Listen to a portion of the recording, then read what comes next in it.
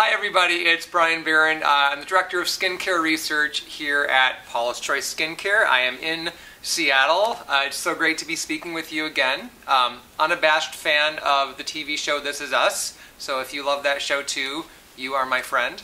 I know my sister is like, don't you hate how that show makes you cry every week? And I'm like, I don't cry when I watch that show.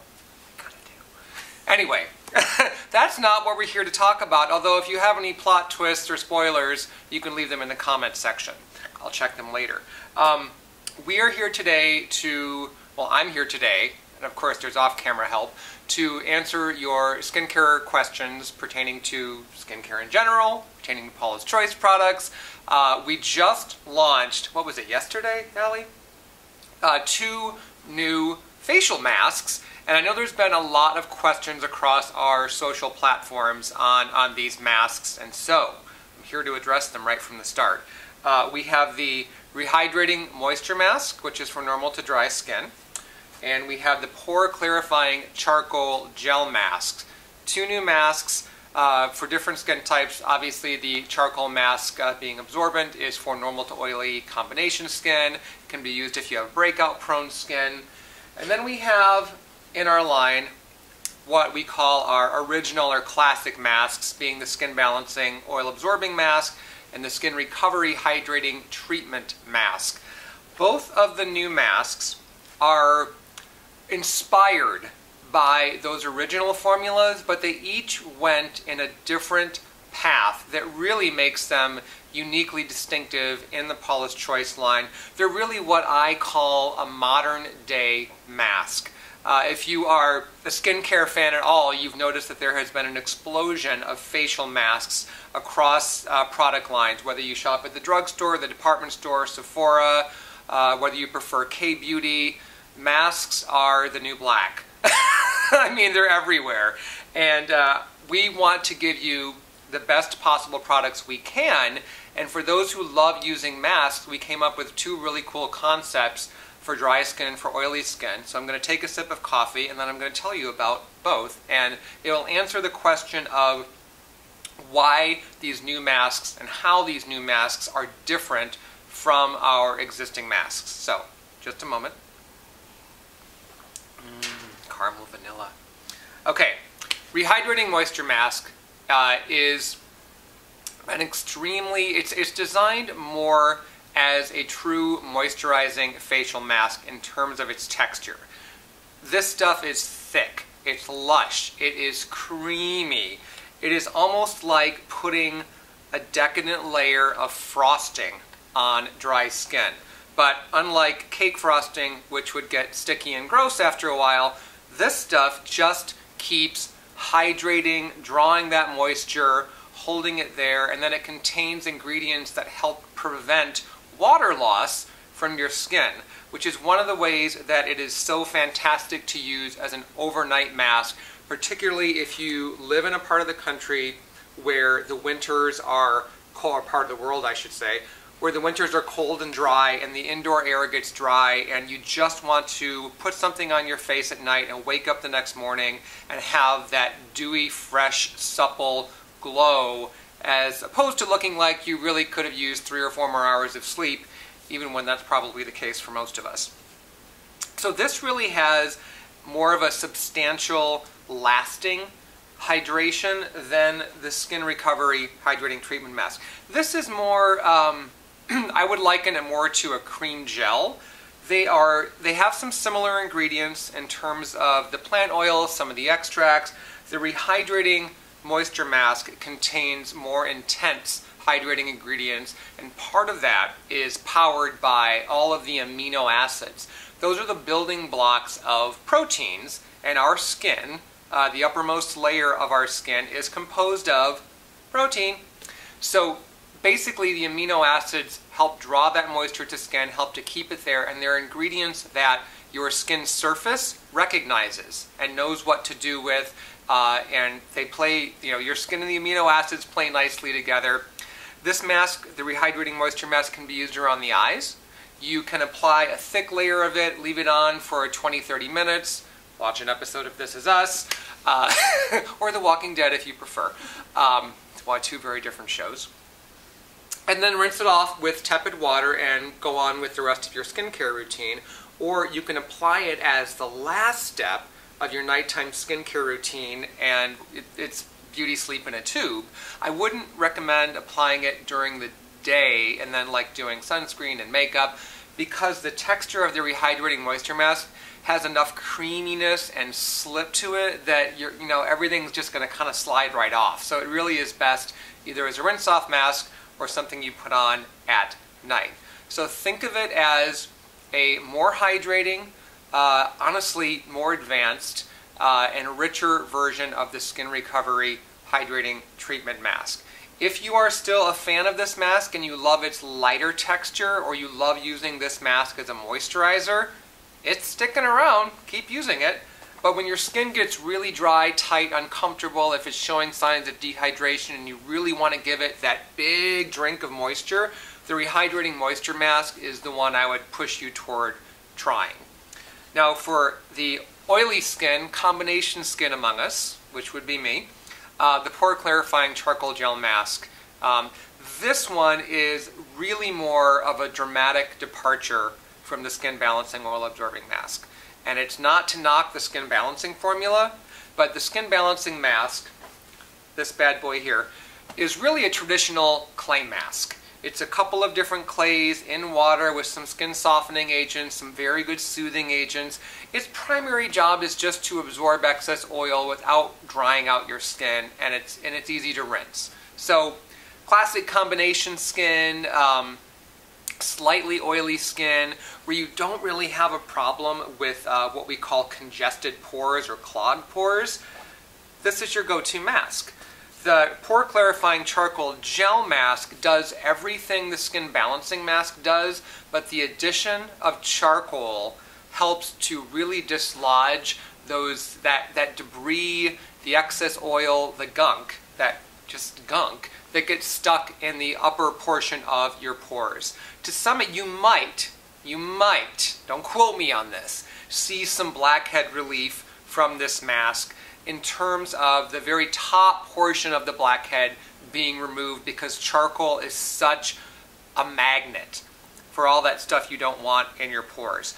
The root of the blackhead is still going to be there. Charcoal is not going to go that deep. You need a leave-on exfoliant with salicylic acid to really help dislodge those blackheads. But if you're finding that you have some lingering on the surface, that you're wondering, like, why isn't the VHA taking care of these too, you might find that using this mask gives it that extra nudge and allows that uppermost portion of the blackhead to get washed down the drain. So one of the things that is really cool about charcoal is that it not only absorbs oil, but it also adsorbs. And what adsorb means is that it can absorb the oil and then it traps it. So if you look at activated charcoal or charcoal powder under a microscope, it's incredibly porous. And each little tiny pore and crevice in the charcoal sucks up that excess oil and gunk and then traps it there so it can't get redeposited back on skin. But you can still rinse it away. To that end, one of the drawbacks of charcoal masks, including several that I've used, is that they can be really difficult to rinse from skin, or you rinse it and you think it's gone, but then your face feels kind of gritty, or you can like almost see little black dots that you know aren't blackheads. We circumvented that by not only using a really finely milled charcoal powder, but we also combined it with some very gentle cleansing agents, so that as you add water to this and rinse the mask off, it all goes away. And of course all that gunk goes down the drain too, and it leaves your skin nice and soft. So the other unique aspect, and why we're calling this a gel mask, is because it actually has a gel texture. So whereas the Skin Balancing Mask, is this one open? Oh no, it's not open. Okay, I'm not going to take off the tap. But that kind of comes out more like toothpaste, and it's opaque, pretty standard for a clay mask. This one has a gel texture, and it's black because charcoal is black, and it's really the only mask that we know of on the market that has that unique gel feel. So it's a really cool balancing act, because the charcoal does its thing, and then the hydrating ingredients that compose that gel texture keep your skin comfortable. So this isn't a mask that are going to feel like this and you can't talk after 5 minutes because it's so tight. You could actually leave this on skin for 20-30 minutes and it's still pretty comfortable, and Allie's nodding her head. Allie was in our video. You have to see this video with Allie because it's just too adorable. But Allie actually has drier skin, and she said, you know, right before we started filming, she said, I can use this mask. It doesn't dry out my skin. It is best for normal to oily combination skin. Of course, breakout prone skin can use this mask. So there you have it. I encourage you to try one or both of the masks and see what you think. If you find that you prefer the skin balancing or the skin recovery for your skin type and for your concerns, then like I said, those are sticking around, so you can continue to shop for those. Any other questions? We have questions about general skincare. Excellent. Paranita Ilani is wondering which is the best way to remove peach fuzz, and also how do you avoid the red bumps after hair removal? Ooh, a two-parter. There are, me talk pretty one day. There are various methods to deal with peach fuzz. The downy-like facial hair that some women get. I've talked to women who have that, and you know, they're almost embarrassed about it, and I'm looking at them up close and I think, you know, I can barely see it. So let me say at first that we just generally always tend to fixate more on our own flaws and think that they're much bigger and more obvious than they really are to everybody else. So take that into consideration. In terms of getting rid of the peach fuzz, you can try shaving. That's always an option, not something that a lot of people like doing because it's daily upkeep. There are various depilatories that you can find at the drugstore, Nair being a common brand. Those chemically dissolve the hair on the surface of skin. The hair will grow back, so again, something like that, you'd have to keep using it. What else? Some people might suggest waxing. I think that's a little harsh unless your peach fuzz is more coarse, and rather than lying flat against your face, it kind of stands up, almost like a man's beard would, because the whiskers are naturally coarse. That's really uncommon, so I wouldn't. Waxing would probably be like a last resort if nothing else has worked. And then you can also use cream bleach. And lasers. Lasers, I haven't really seen studies on lasers for peach fuzz removal, because it's typically that hair, even if you have a darker skin tone, that hair tends to be light, and the laser is attracted to the darker pigments in hair. So it may, you could certainly ask your dermatologist if laser hair removal would help with that concern. It's a valid question. I'm skeptical based on what I've seen and what I know about how lasers work, but there are always new laser technologies coming on the scene, and it's to the point where it's impossible for people like us here doing research to keep up with everything, especially when our focus is more skincare. But those are the top suggestions. There are, or at least at one point, there were moisturizers that claimed to slow down the rate of hair growth. I don't know if those are still on the market anymore.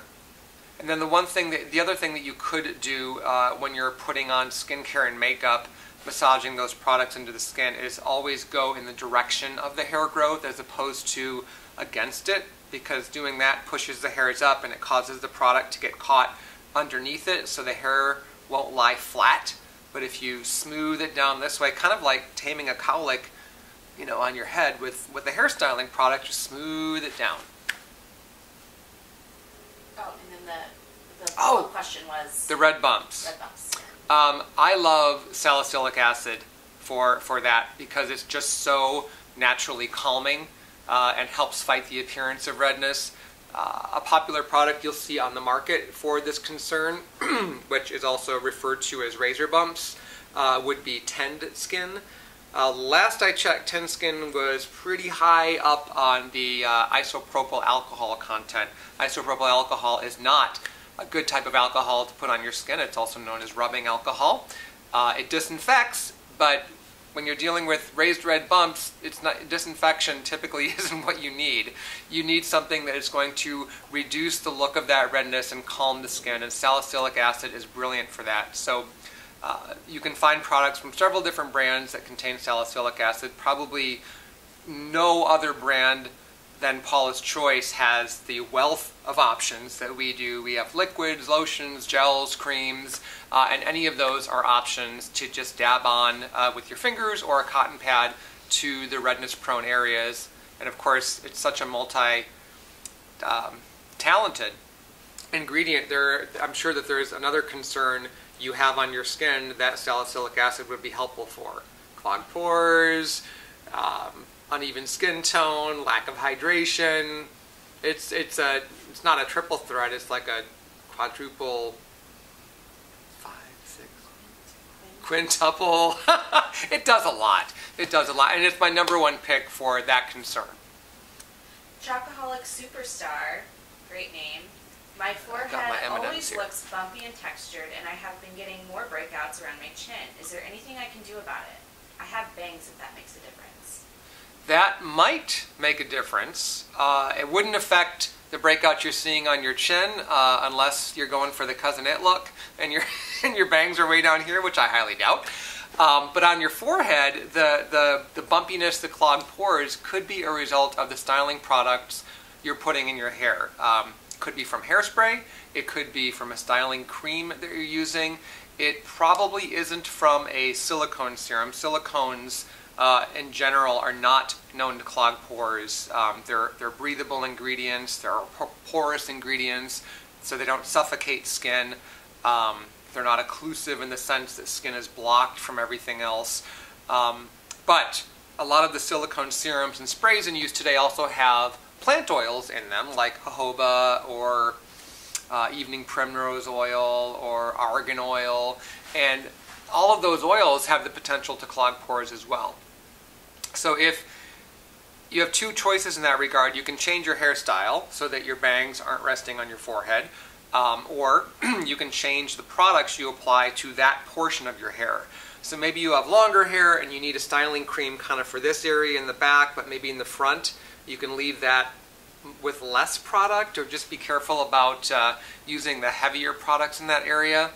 Otherwise, if you're not already using a leave-on BHA exfoliant, that would be my #1 product recommendation, skincare-wise, that you can use all over your face. Patsy Olive says, "Hi Bryan, how do I know if I have rosacea? Greetings from Peterborough in the UK." Hello, UK. So, people of Northern European descent, I'm among them, are the most likely to get rosacea at some point in their life. I think the statistic is upwards of 40% of adults who are of Northern European descent will at some point in their life struggle with rosacea. The #1 thing to look for is persistent redness, what's called facial flushing. If your skin tends to react more strongly to external aggressors. Let me give you an example. You and your friends go outside, it's a cold night, and you're walking from, the restaurant out to a bar to have a nightcap, and everyone sits down and their skin looks maybe a little pink, but then it kind of quickly returns to its normal color, and your skin is like flushed, beet red. It almost looks sunburned. It may even feel unusually warm to the touch. Those are all signs of rosacea, and it typically starts in what's described as a butterfly pattern over your face. So kind of right through this area right here is where you'll see the redness be most common.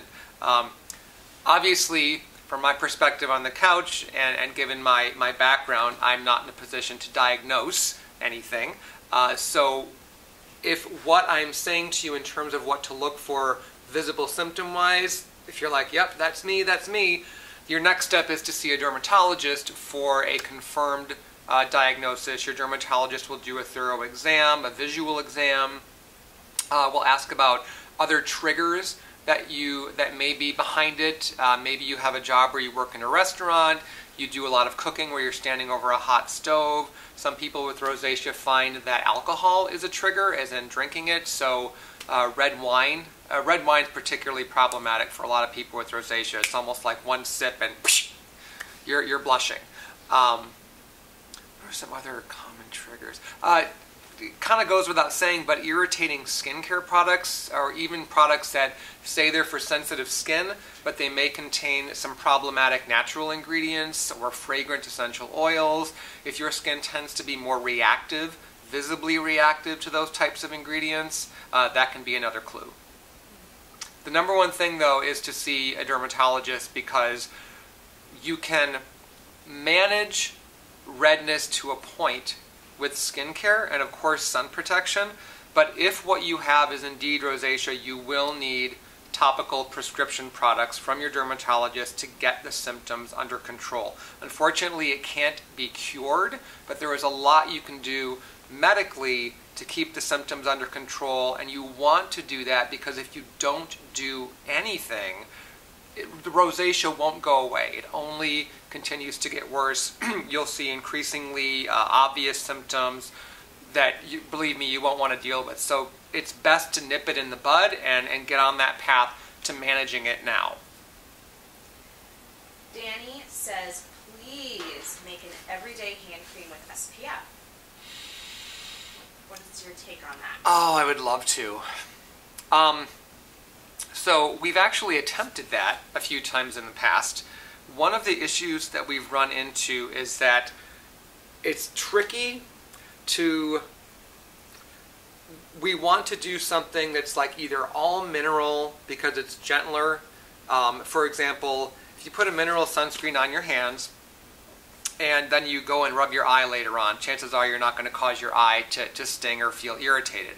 With the so-called chemical sunscreens like avobenzone, those can be trickier if you get them into the eye itself. And they can also leave a slicker feel on the skin than the minerals. But then the drawback to the mineral actives, when they're used in, say, the percentages that you need to create SPF 30 or SPF 50 ratings, they can feel drying. So it's that push-pull where you want a hand cream to feel rich and moisturizing and protective, almost like invisible gloves, and you've got the mineral actives in there, and it sort of makes your hands feel drier. And maybe not at first, but eventually your hands will feel drier. And then the other sunscreen actives tend to make the hands feel too slippery. So it's honestly, you would think doing a hand cream with sunscreen sounds like a no-brainer and it would be super easy, but it is very tricky to get that right balance of aesthetics and sun protection. So it's something that I continue to bring up with the team. We're continuing to look at various options. One of the things that I'm seeing more brands doing, which I think is exciting, is that they're using ingredients that help boost the effectiveness of the sunscreen actives. And what that does is it allows you to use a lower percentage of actives, which can give you better aesthetics, but you don't compromise by losing the SPF value. When it goes through the testing, you're still hitting your target for your SPF rating, as opposed to, yeah, well, this feels the way we want it to and everybody loves it, but it's only SPF 10. And Paula's Choice would not do an SPF 10. We're pretty much, at current research, we're sticking with SPF 30 or above as the new normal. It's what everyone should be using every day. I wish there was a hand cream with sunscreen on the market that I could just say, this one's fantastic, go try that one. Personally, I haven't found one that I really liked. So I would just urge you to experiment and see what feels good to you. What you might need to do, and it's a bit of a pain, is apply a regular hand cream first, but use less of it, and then put a body sunscreen or a beach type sunscreen on top. I know it's two products, it's not as convenient, but it can give you the best of both worlds until somebody, maybe us, comes up with that brilliant hand cream with sunscreen that checks off all those boxes. And we're not going to do that until, our goal at Paula's Choice is to launch products that do check off all of those boxes every single time, and not ever foist anything on you guys that is just okay. You know, we really stand behind everything we do. Obviously, given the number of products we have, we don't use, all of us don't use everything that we sell. It doesn't make sense, but that's our approach in terms of making sure that what we bring to the market is going to be as effective for its intended purposes as possible, and is going to feel really amazing so that you will look forward to using it, which of course that's part of the joy and the fun of skincare, so it doesn't always feel like a chore, you know, something you have to slog through, you know, like eating salads all the time. Elizabeth DeBras asks, how do you feel about Marula Oil for acne-prone skin? I think this question came up last time. Really? Or maybe just about Marula Oil. I like Marula Oil. It's a good non-fragrant plant oil. I haven't seen any research pertaining to its benefits for acne. There are certain plant oils, coconut being one of them, babasu or babasu, not quite sure how to pronounce that, but that being another. Those oils have a high content of a fatty acid known as lauric acid, and there is some research showing that lauric acid, which is considered a medium chain triglyceride, can help diminish factors in skin that can trigger acne. Off the top of my head, I don't know if Marula Oil has any of that lauric acid or not. However, most non-fragrant plant oils have calming compounds that can help mitigate the signs of acne. They won't cause acne to go away, but if you have acne that's looking angry and extra red, they might bring about some visible relief.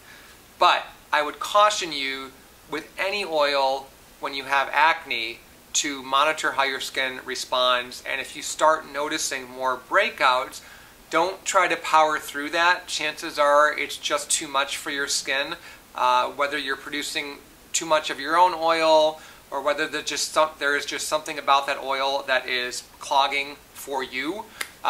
Don't try to power through that just because Marula Oil or argan oil or whatever the oil of the moment is trending. It's just not worth it. Not when there isn't research behind it that really justifies its use. And I'm talking scientific research, maybe some comparative studies, and not say an online forum where 17 people are saying it worked for them. That's great. I mean, if it worked for you, but just keep in mind that without that research to substantiate it, it's not going to work for everyone. Super A Queen B is wondering, I love these names. Could I use the 4% VHA foam if I have dry skin? I feel like I need something stronger than 2%. You can, yes, but I would suggest doing the new 4% VHA Serum that's in the dropper applicator. I think that is a more hydrating formula. My cheeks are dry. I have combination skin that's more classically oily, dry. And I use that 4% VHA Serum a couple times a week all over my face, and it's fantastic. I had some problems in the past with the foam where it would work fantastically in my T-zone, but it would make my cheeks feel dry. And the new serum doesn't do that, so I would go for that product instead. It's fantastic. All due respect to the foam. It's currently out of stock right now, but it'll be back December 1st. Okay. For those who may not have heard that, it is currently out of stock right now. Bad Bryan. It'll be back December 1st, though. So put it on your Christmas wish list, your holiday wish list.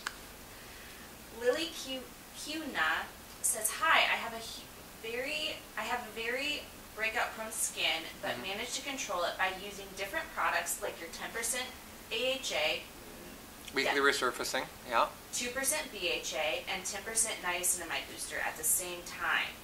Can that be bad for the skin, using all three of those products?" No, those, I mean, some people's skin may not be able to handle that level of exfoliation. How will you know? If you are combining exfoliants, meaning applying them at the same time as opposed to applying one in the morning and one at night, you will start seeing what we call a kickback, which would exhibit as more sensitive feeling skin, flaky areas, maybe some rough patches, maybe a little bit of redness. And so those are all signs that you need to reduce the strength of the exfoliants that you're using, or apply them at different times of the day as opposed to all at once. There's no reason you cannot use glycolic acid and salicylic acid with niacinamide, even at a 10% concentration. For all of our high-strength products like that, we always include additional soothing ingredients, and some of those ingredients are just inherently soothing in and of themselves. Niacinamide being a tremendous ingredient because it can help enhance ceramides in the skin, which are a key component of skin's healthy barrier. When your barrier starts getting depleted, it's usually because the ceramide content, along with some other ingredients like cholesterol, starts diminishing. And that can happen due to irritating products or ingredients. It can happen due to environmental exposure. It happens due to sun damage, just the passage of time. So giving those ingredients back or adding ingredients that can help ramp up those ingredients naturally in your skin is a brilliant way to make your skin surface stronger and more resistant to moisture loss, to dehydration, and to signs of aging. Marley's Croon is wondering what happens to the gunk that VHA pulls out of your pores. Does it sit on your face all day? Not technically. I mean, technically no. What it's pulling out of the pores would be excess oil. It would dead skin cells, of course, and the dead skin cells, even though they can build up in the pore lining, you don't necessarily see them coming to the surface. You're not going to look in the mirror and say, "Oh, look at those clumps of dead cells. Those need to go." Tiny hairs that can also contribute to clogging the pore lining. There's little hairs that can get stuck. They come to the surface, but you won't necessarily see them. In part because the BHA works to make those even smaller. For example, it has a thinning effect on the oil, which is normally more like thick and viscous in the pore, so it helps that oil to flow to the surface more naturally, and then it can just be washed away. But getting scientific, if you put your BHA on in the morning and you look at your skin later under a microscope, which I don't encourage you to do, you might see evidence of some of that gunk, but that's one more reason to wash your face at night. But you won't go around during the day looking like you've got a bunch of gunk sitting on the surface of your skin and everyone's going to wonder why you just haven't washed your face yet. It's not like that. Lisa Herr is wondering, how should someone incorporate a higher strength retinol into their skincare routine? Well, it would depend on what else you're using. If you are using other products that are more bioactive, if you're using products that are fragrance-free, which I would encourage everyone to do because fragrance can be a problem for everybody's skin. Even if you're using 2 or 3 products that have just a little bit of fragrance, it adds up. My general advice when you're introducing a retinol product is to start slowly, particularly if you've never used retinol before and so you don't really have any history in terms of how your skin will respond. And I'm not saying this to scare you about retinol, but it is a stronger ingredient and not everyone can tolerate it every day or in certain strengths. So there is that period of experimentation that most of us need to go through. So what I would recommend to get you started is to choose a lower strength retinol, particularly if you've never used it before, and apply it 2 to 3 times per week at night after cleansing, toning if you use a toner, and there are some brilliant toners out there, including from Paula's Choice. I love our toners. I use them all the time.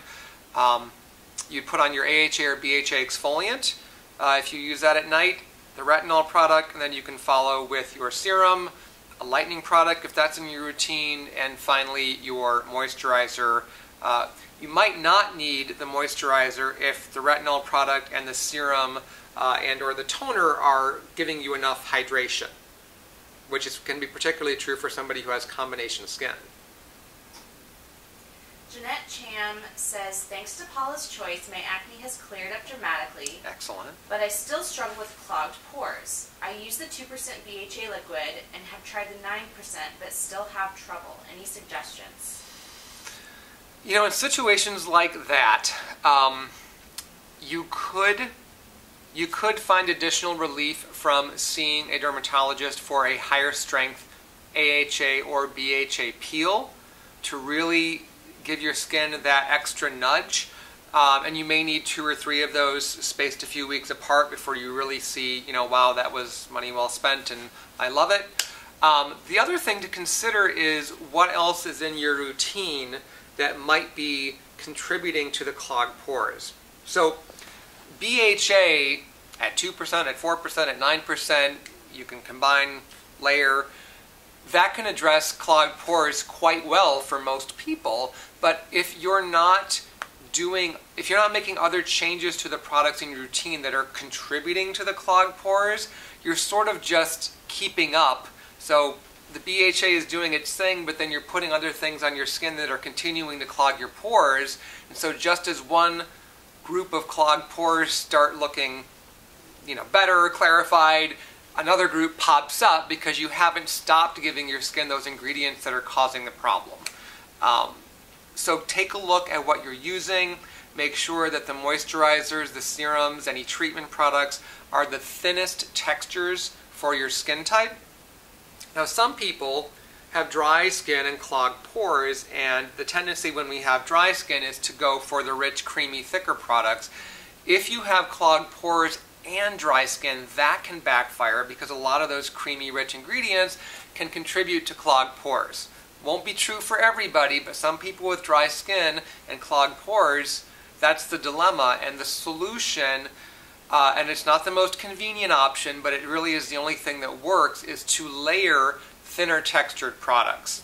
So for example, you would layer a water-based serum, maybe with an essence type product, which always look for products that are going to give your skin those extra benefits, brightening, evening your skin tone, and then you would finish with a lotion or a thin fluid SPF during the day or moisturizer at night. And so it's that combination of those 3 thinner textured products that will get you to where you want to be without posing an additional risk of clogging pores. So try that type of experimentation and see if your clogged pores don't become much less of a problem. Maya F. is wondering if waxing your eyebrows could promote wrinkles. No, not really. It could, if you're not being careful about, like if you're using the strip type wax where you, if you're pulling that off too aggressively, you're stressing and stretching the skin, and that could over time contribute to sagging, but not wrinkles. No, not really. No more so than anything anything that you can do to minimize irritating skin or pulling and tugging at skin is going to minimize the risk of wrinkles. So, but there's no reason that you can't wax around your eyebrows and do so carefully and gently in terms of how you apply and how you remove. So if you're just taking precautions there, I wouldn't worry about waxing being a factor in wrinkles at all. Angie Olson is wondering if titanium dioxide alone is enough to protect from both UVA and UVB rays. I feel that zinc oxide dries my skin out. Zinc oxide is a more absorbent ingredient than titanium dioxide. They're both naturally absorbent because they're earth minerals. By the way, they're earth minerals in the sense that titanium is a mineral and zinc is a mineral. You're not going to go dig up zinc oxide in your garden or, you know, as you're rock climbing. Oh, there's titanium dioxide. Both of those ingredients come from the earth, but they are modified to be effective and to be aesthetically pleasing in cosmetic products. If you use pure zinc oxide on your skin, you would get sun protection, but you'd hate the way it looked and felt. So titanium dioxide, there's conflicting research on where its UVA peak is. But generally speaking, the majority of research agrees that titanium dioxide and zinc oxide provide very similar levels of broad spectrum protection.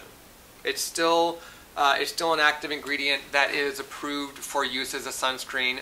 I'm talking about titanium dioxide on its own, but what we are seeing more of is zinc oxide on its own, or zinc oxide combined with other sunscreen actives. And the big reason for that isn't because titanium dioxide is less effective. It has to do with international regulations, and those vary from different parts of the world. So what brands who sell all over the world have to do is compromise to make sure that their products are harmonizing with global sunscreen requirements. Nis In wants to know what body sunscreen is your favorite right now. What body sunscreen is my favorite? What did I use this past summer? More often than not, I would use, there's a brand that I use on my son called Baby Ganix, which you can get at Target, and they make a spray lotion that has zinc oxide with some other actives, and we use that one on him. And it was always with us, so I would just start spraying it on myself, and that was probably the one I used the most for the body. I do like the Paula's Choice SPF 43 sunscreen spray. That one is lighter and easier to apply than the Baby Ganix one, but I didn't opt for that one to use on my son because I just, generally speaking, for children's skin, the mineral actives are going to be gentler. And I know that the Baby Ganix one I just mentioned has some of the synthetic actives, but he doesn't, his skin is tolerating those just fine, and zinc oxide kind of leads the pack there, so that's a good one. I did not like, just in case you're wondering, the Baby Ganix lotion. They make an SPF lotion, I think there's a 30 and a 50, and those were kind of lumpy, they didn't spread very well, they felt a little chalky. So if you want to go for the lotion spray, and if your sprayer gets clogged, just rinse it in warm water. It's super easy. Marlo Brandon wants to know if you can tease a few products that are coming up or are currently being worked on. What is Kate cooking up? Kate's Kitchen. Today's recipe is, I would love to. I can do some teasing in sort of a vague way, in that we have a couple of really, we have some surprising, amazing products coming out next month that I think will find a regular place in the routines of many of our customers. How's that? And we're working on some really interesting, innovative things for launch in 2018, some of which are further along. Really, I think what you're going to see from Paula's Choice is even more innovation, even more of a focus on making sure that we're offering you guys the best and broadest array of ingredients, product types, and textures. And believe me, we know that as the line continues to grow, it can seem more confusing. How do you know what to use when everything sounds so great? And we're also working on that side in terms of helping to, we're working on some website implementation to make finding your best products easier than it is right now. And it isn't very easy right now. I'll just come right out and say that because we have so many products, and even though they're organized by category, you get to a category page and you're just like, oh, okay, well all of these serums sound fantastic, and there's 3 options for my skin type, so I narrowed it down from 6 to 3, and how do I get it down to 1? And that's where our client services team can come into play.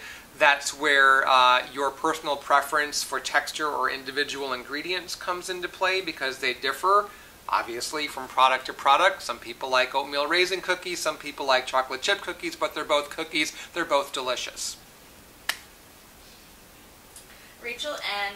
is wondering best choice of skincare for a preteen and a full-blown teen who is getting acne. She says that she has both in her house currently. Okay.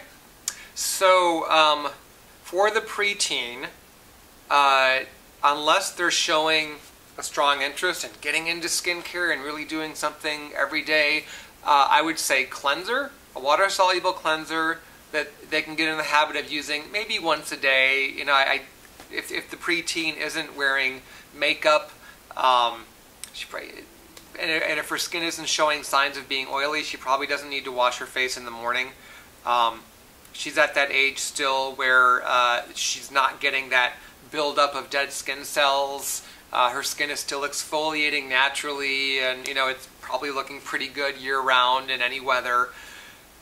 Cleanser, and if you can get your preteen into the daily habit of applying sunscreen, you will be way ahead of the game, and years later she will thank you. He or she will thank you because their skin is going to look so much younger and more even than their peers who either only wore sunscreen for days at the beach or just never really bothered with it at all or kept tanning. If you're dealing with teen girls, they will be tempted to tan, and they will want to tan indoors. That's going to be a struggle. Obviously, be sure you lead by example. You know, don't go to the tanning booth yourself and then tell them not to do it. Much the same way you probably wouldn't smoke a cigarette in front of your kids and then say, "But don't do this." You know, and I used to smoke. I quit a few years before we adopted, and I'm so glad that I did for many reasons, but I just never wanted to be one of those parents that smokes in front of my kid. Bad habit. I didn't, for the teen. Oh yeah, for the teen with acne, getting her started on our clear routine to get her acne under control. Huge self-esteem booster. If the acne doesn't respond well to over-the-counter products, do get a dermatologist involved, because there are other options that he or she will have that can work with an anti-acne skincare routine to get that acne under control. And then, again, with the sunscreen, and if she's kind of nervous about putting a sunscreen on because she thinks it's going to make her break out, we have a couple of options, including one in our clear line that isn't an acne sunscreen, but it is a very thin textured lotion sunscreen that's extremely unlikely to clog pores. Super light, easy to apply. So if you can get her using something like that, and one of the nice benefits of protecting your skin from further sun damage, a lot of people think that when you have acne, getting a tan either clears it up, dries it up, or somehow makes it look better. And it really just causes a different type of damage in the skin that can make acne worse in the long run, particularly the post-acne marks, those discolorations that are on the skin after the acne has gone away. So sunscreen can really help prevent that. Of course, sunscreen prevents tanning, sunburn, and will actually be better for acne-prone skin in the long run, because you're not introducing that type of damage that just kind of fuels the fire of what causes those marks to stick around. All right, we have time for a couple more questions. Beautiful Okay. Imperfection Lightning round. is wondering if pimple patches are a gimmicky product, or are there some that actually work? Have you heard of these? I have heard of pimple patches.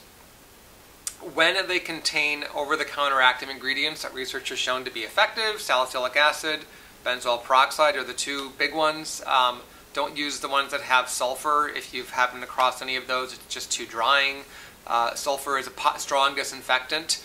I'm not saying sulfur doesn't work on acne, but it's too strong for many people. Benzoyl peroxide can be just as effective and much gentler on skin. You want to be careful. Look at the ingredients. If they contain a lot of denatured or isopropyl alcohol or film-forming agents, which is what causes them to stick to the skin, and then you find that it's like really difficult to remove, you always want to treat your skin as gently as possible. So if you want to experiment with these acne patches, make sure that the ones that you're using are comfortable, are medicated with the right over-the-counter acne-fighting ingredients, and that when you go to remove them, you are not pulling at your skin, you're not seeing like a big red mark where the patch was, which would indicate that whatever the adhesive is, it's irritating your skin. But just proceed with caution. My other note about the acne patches is that they can be an expensive way to deal with acne if you have breakouts randomly all over your face. If you're somebody that gets that occasional blemish in the same general area, maybe once a month, once every other month, the patches can be great because you can sort of keep them on hand like a Band-Aid to use as needed. But for somebody who needs to keep on top of their acne every day, they're an expensive way to go about doing that. Will Work for Fashion 100 is wondering how effective vitamin C is in the reduction of hyperpigmentation as compared to hydroquinone. Would you recommend using both products, and if so, how? Keep up the great work. Thank you. So hydroquinone is the gold standard for lightening brown spots from sun damage and from other influences that happen within the body and trigger those discolorations. Vitamin C can be effective, but I look at vitamin C, they work in different manners. Vitamin C is really better for brightening, and the good news is vitamin C and hydroquinone can be used together. And what research has shown, particularly for sun-induced skin discolorations, is that it's the combination of ingredients that tend to have the best results. So rather than just using a hydroquinone product, you could use hydroquinone with the retinol product, hydroquinone with vitamin C and or niacinamide, and it's that synergistic action on the skin that leads to the best visible results. So I would absolutely say try them both. If you have brown spots that you're going to use hydroquinone for, chances are you have other signs of sun damage, including dullness and just that markedly more uneven looking skin tone, and that is where vitamin C really shines. No reason you can't use them at the same time and address both concerns. All right, one more question. Okay, one more.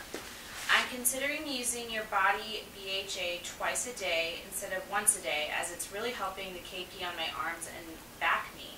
Okay. Is it then still necessary to wash the skin before every application?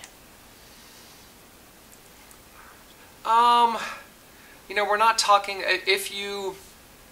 I wouldn't apply the weightless body treatment to arms that have sunscreen on them, because sunscreen is designed to stay in the top portion on the surface of skin. Makes sense because UV light hits the surface first and then penetrates into skin. So you don't want the salicylic acid to kind of have to fight with that. But if you are dressed like I am and your skin is covered, so like I don't have sunscreen on my arms right now, and yeah, I took a shower this morning. I could put some weightless body treatment on right now, and that would be totally fine. I wouldn't worry so much about putting it on over a moisturizer as I would about putting it on over a sunscreen, because I think those sunscreen actives and the manner in which they stay on the surface of skin could keep the salicylic acid from being as effective. Otherwise, unless you've been working out and sweating a lot, just kind of feeling grubby, I don't see the need to wash your skin before that. If you're worried about it, take a baby wipe or another type of a cleansing wipe and just go over the area really fast and then put the lotion on again. I'm so glad it's working for you. Ready to go? Wrap it up? All right. Shoot. So, I will be talking with you guys more often. We are getting very close to me doing this with you every single week from my home in Michigan, which I'm very excited about. I really, really enjoy this time with you guys and hearing what's on your mind and answering your questions. I hope that even though I probably went off on some tangents, you understand the differences between these new masks and how they compare to our skin balancing and skin recovery. If you are still unsure, I invite you to contact our client services team. They're always here to help.